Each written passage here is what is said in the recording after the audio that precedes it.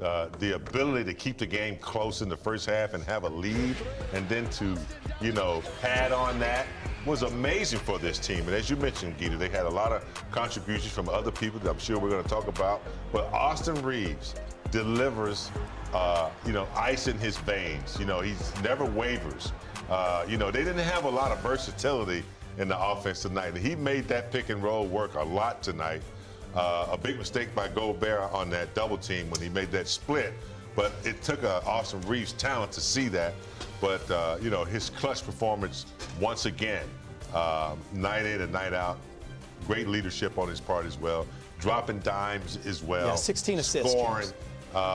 He might be player of the month. We all yelled when Gobert made that mistake because you saw him come up too high and too wide. And he left that lane, Rob, for Austin Reaves to split. And once he's in that key, he's money. Well, that's the defensive player of the year for like a couple of years in a row. At his best right there. Not for perimeter defense, though. Not at all. And the thing about Austin Reaves, that's his go-to move. And what's really incredible, if you really look at this shot, he's right-handed, right? He shot that off his right leg. So his floater is just that potent that he can shoot it off either leg, and that takes some talent, man. Yeah. We talked about it earlier how he doesn't play above the rim. That kind of affects a lot of people because most people in the NBA are athletic. So when you athletic and you go up against somebody who's not as athletic, you kind of overrun plays, and right there you show you what he can do. Listen, 28 points, the 16 assists, James, a double-double for Austin Reaves. And listen, every night in the NBA, especially when you have to be the 1A without LeBron and Luka Doncic, you're going to get defended well, especially a team like Minnesota, who's great on the perimeter with a guy like McDaniels, the way they can blitz, the way they can double. And he did not have a great shooting night, 9 of 24. But he got to the line 7 times, which is less than he has been, hit all 7, got the 16 assists. And what makes Austin so great is that he does not quit in these kind of situations, James. He always believes in his talent. And he was huge. But that 28 and 16, he is off to an amazing start, especially with all these guys hurt. Because you got to throw in Marcus and Gabe, too. We're talking 4 big-time rotational guys for the Lakers, including 2 superstars. And Austin Reaves has replaced them each night. Seems like he's stepped up. For him to handle the ball that much, they only have 3 turnovers as well, too. For the pressure he received, the trapping and all that stuff, he just kept his poise. Whenever he did get off track a little bit and maybe slip up and turn it over, he always got back to himself and that under control. Geter, he's a great ball handler, okay? Rob just mentioned he doesn't play above the rim, so you got to be really careful not to foul him because he's really technical with the ball. He looks for bodies to get close to him. I think that's what he really lives off of, and then he gets his shots. You can foul him easily. He'll make you foul him. So he's just really crafty with the basketball in his hand. And he doesn't try to avoid bodies. He looks for angles. And, if you get too close to him, he's going to have an and one. That's what makes him very dangerous. He's unpredictable. And another 40 minutes tonight, so a lot on the shoulders of Austin Reaves. But there did come with some frustrations on that Laker team the last 4 or 5 minutes, Rob. The offense, what did you see there? Just kind of seemed to stall, ball stop moving. Yeah, was that more of the defense from Minnesota, or was it just the Lakers? I think it's when you depend on great individual players like a Luka, like LeBron, coaches have a tendency to say, do you? And you go down the stretch, I think they ran that same pick and roll like 8 times. And let's be honest, we know Minnesota is a good defensive team. And so if you keep picking at it, they're going to figure it out. And there's a couple of times where, you could have ran a different set, moved the ball, come back, and then you get a live ball, and then go into that set. We used to call it 4-pass with field, and then you get the defense to move, and you see what they're going to do. You get some mismatches you want, then you go at them. So I think that's something they're going to learn from. It's still early in the season. Yeah. And so this is something that the coaching staff can look at and say, okay, we get down the stretch, we got to have some other plays because, defense is keying in on either Austin Reaves, LeBron, or Luka. Next thing you know, we got Rui Hachimura going back there because that is in their playbook because we've seen it last year. Yeah, and I'd really like to see the pick and roll has been great with Ayton. They got him involved, and Jake LaRavia, guys, was absolutely awesome. We're going to get to him, I promise, a little later in the show. It's time to hear from Coach J.J. Redick. That's exactly how you like it. We're going to get right to it. First things first, we're going to take a look at the Lakers injury report for tonight's matchup in Minnesota. Lakers had 7 players out of action on Monday versus the Blazers. Good news, they do get one back in Jackson Hayes, who has missed the last 3, dealing with that knee soreness. He's available, but still no Luka Doncic, no LBJ, no Marcus Smart, or Gabe Vincent. So you're still a bit short-handed, big game, but it's still an opportunity. Without your stars, without Marcus Smart, Gabe Vincent. Yeah, I mean, to build. Anytime you have to step on the floor, it's an opportunity, regardless of who's out there. You know, next man up. But it seems like, Allie, it seems like every year we go through this situation where, you know, we have some bright moments and we're all getting excited. Then boom, injury here, injury there. That's the nature of the game. But the one guy that they have that's on fire is Austin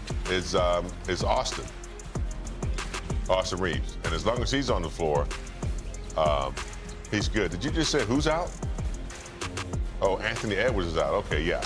But now we're talking about Austin Reaves right now. Austin Reaves, man, he's the guy that's carried this team, and he ignites the other players around him. Aiden, Robert, he's been playing very well. They're getting some good contribution from, you know, all areas. So they just have to continue to. I mean, the back-to-back game was a tough game. Coming back from Sacramento, even though it wasn't a long flight, they still had to play back-to-back, had a chance to recover. Let's see how it turns out tonight. That was great multitasking by Big Game. I know, no right? one knows it. We've got people in our ears. Well, I thought I heard her say Austin Reaves out, and I was saying Austin Reaves is playing. But it was Edwards. Okay, thank you. You are correct, though. Anthony Edwards is out. We'll miss the next 2 weeks with a hamstring strain. Yeah, for me, all I can think about is getting bounced out the playoffs last year. And what we needed was some size and some strength, you know, and I think DeAndre Ayton is one of those pieces that we finally got as far as size and strength. So I'm really interested to see how this matchup goes. You know, this is the night, you know, first game you had played against, you had Luka, but you don't have Luka, so that means you have to step up. So I'm hoping that DeAndre and Austin has a really good connection right there in that pick and roll, a little drop to the little pocket, little 15-foot jumper by DA. So I like this matchup. I like what we can do. Plus, you know, as B. Moore alluded to, that, you know, Ant-Man will be out for a couple of weeks with that hamstring injury. And to your point, the last time they faced Minnesota, yes, they did have Luka Doncic, and yes, he did put up 49. But you got a guy over your left who can do some pretty cool things as well. Lakers and T-Wolves tip things off at 6:30 right here on Spectrum SportsNet. For more, let's check in with Mike Trudell joining us from Minnesota. Hi, Mike. Allie, was that an attempt at a Minnesota accent there? When you, it was okay. It was okay. Minnesota. I did see my little sister today, and so yeah, it sounds kind of like that's more like it. That's You're more welcome. like it. So look, I mean, you would have loved to have started by talking about the 40-point performances, right? Luka Doncic and then Austin Reaves, and just how great those individual moments are. Reaves is still here, but with JJ, we had to just focus on who's going to play in this game, considering all of the injuries, and especially all the injuries to the primary creators, with the exception of Austin Reaves, and therefore how much he has on his plate and what the Lakers can do about that. So we started with Jackson Hayes. That's the good news. He's going to be available, but then Marcus Smart will not. And obviously Marcus was able to help Austin with those duties in Sacramento in that first road win of the year. So here's JJ starting with Jackson, then we get to Marcus and some other stuff. We got to do a better job taking care of the basketball. You know, Portland, that was I thought a really unique situation with how they pressed, and we gotta get defensive rebounds. Like our first shot half court defense has been really good, and just got killed the other night. You start adding the 30 points off turnovers and the second chance points, you really get in the hole. You better be making a lot of threes, which we didn't. So, you know, it starts for us just taking care of the ball and doing a good job on the defensive glass. And we need all five guys tonight, obviously, with Gobert and a number of guys that crash at a really high rate. We've got to do a good job on that tonight. You said, I think, the other day that, you know, that maybe you felt like you've put some guys in some tough spots, probably because of the injuries and different things like that. I'm just kind of curious, like, what are the conversations that you're having with players that are being asked to do things outside their comfort zone, perhaps, and I guess have you seen anybody adapt particularly well outside of Austin, and obviously the scoring stuff, but like, have you seen anybody else like really adapt through sort of the necessity of your numbers right now? Well, it's only been one game. So, no, I did not see anybody adapt against Portland. We sucked. Thought we played hard, though, which is good. And as far as putting people in bad spots, there's no other spots to put them in. So it's, you know, it's by necessity. And, it sometimes can not be the most aesthetically pleasing thing. But I do think there's a value long term in sort of the adversity that we've had early on, and I think guys will get better from it. And you're certainly evaluating what you can do to help them when they're in those spots.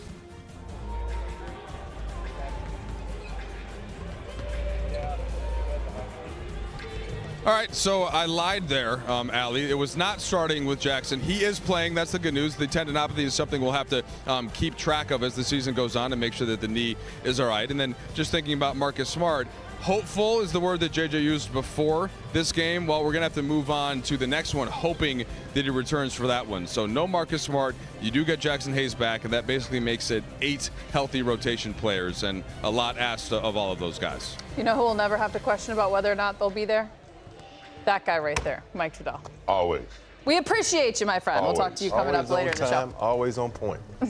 Unlike you. The Lakers will be shorthanded once again tonight, but Austin Reaves, he has been impressive playing the leading role over the last 2 games for the purple and gold. He follows up a 50 ball in Sacramento with a 40 ball. It's like 40's the new 30. Right? Yeah, yes. That's exactly how you say it. He is on a tear, to say the least. Big game.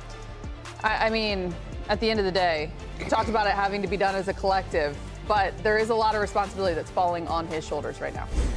Yeah, every team or squad that's on the floor needs a leader. And, Austin Reaves has earned this, with his hard work over the years and, his determination. I know when he made the USA team that's under Steve Kerr, and how impressed Steve Kerr was with his his knowledge and his intelligence of the game, and it's showing off. He's not afraid. He knows he's not, a mega star yet. It doesn't faze him. He goes out and does what he's worked on, and he's worked on a lot. He's got the right mental attitude. It's a lot of pressure on him. We don't really have another creator, really. I think Gabe's still out. Marcus Smart's out. So at that creative position, he's got a lot of pressure right now. He doesn't seem to bother him, but they're trying to wear him down. But he seems to answer the bell just about every time. Yeah, it's so fun to watch him. He's like, okay, I got to make the most of this. No LeBron, no Luka. I'm gonna get my shots up. I'm gonna get everybody involved. And guess what? This is last year of my contract. So guess what? I'm showing everybody, putting everybody on notice on what I can do. And for me, he's just been that guy. When you watch him, you think about the first moment he got to the Lakers, he's gotten better and better and better. His scoring is going up. His defense is getting better. His whole game is maturing. And what I think about him is when you talk about confidence in this game, this dude has never lacked confidence. You think about that. He came into this situation like, yo, man, I ain't get drafted by nobody. Don't draft me because I'm going to go make the Lakers squad. This guy's he's just been incredible for the Lakers, just a diamond in the rough. And I think also it's not about just Austin Reaves, because he was very disappointed in the loss despite putting up 40 versus Portland the other night, the intention.